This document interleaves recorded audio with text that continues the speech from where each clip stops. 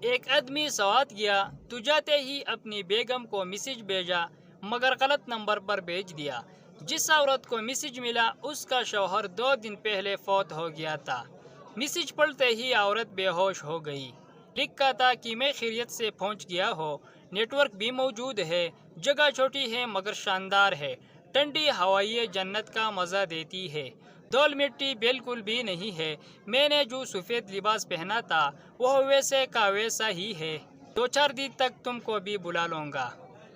پپو، میری بیوی نے مجھ سے کہا کہ وہ 20 روز تک مجھ سے بات نہیں کرے گی۔ ببلو، ارے اس میں اداسی کی کیا بات ہے، تمہیں تو خوش ہونا چاہیے۔ پپو، ابھی تک تو میں بڑا خوش تھا لیکن آج آخری دن ہے۔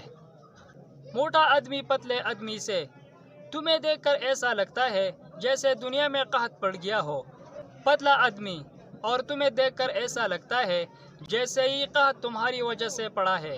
ایک آدمی نے اخبار میں اشتہار دیا نوکر کے لیے، اور یہ شرط رکھی کہ میں نوکر کو صرف رہائش اور کھانا دوں گا۔